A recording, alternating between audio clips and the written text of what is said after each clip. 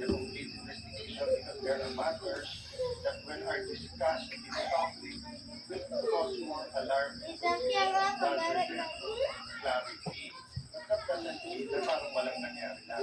Inalmahan naman ni Senator Erwin Tulfo ang alegasyong alam ng mga taga-Minoria na may mangyayari dahil wala na sila ng magkagulo. To suggest that the mere fact that some senators were responsible for what later conspired just because they had already left the premises is speculative, irresponsible, and unsupported by evidence.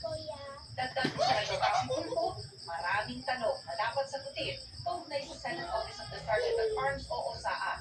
Meron pang standard operating procedure manual saan.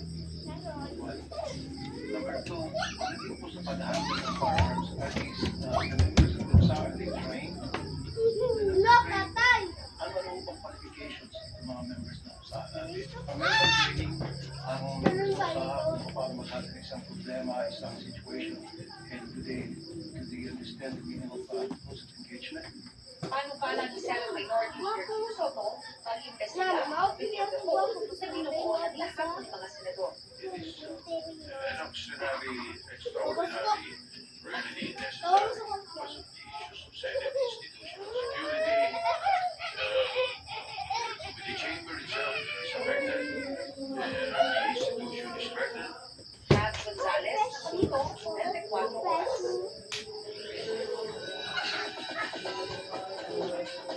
Happy midweek, tingnan mga kapuso. Game page on na ang mga bibida sa pag-ibig drama series. Saturday Prime ng Panuso. Stream country ito para sa star na pinasok kaya kay challenging role. Inigay niya ang lahat, lalo sa trabaho, kaya ang ama. Makichika kay Nelson. Bata pa lang si Anton Benson, iisa lang ang tanging pangarap niya, ang maging action star at leading man gaya ng avancing veteran action star, Roy Benson. Tila ng manifest agad yan ni Anton ay hindi makapagwalang nasumpin niya ang lead role sa upcoming afternoon prime series na Kamao kung saan gaganap siya bilang makba. Kaya pinaghirapan niya ang paghahanda, body and spirit. Pero kung sa challenges sa role, may isa siyang kailangan pa ng pasaan. Hard living under the shadow.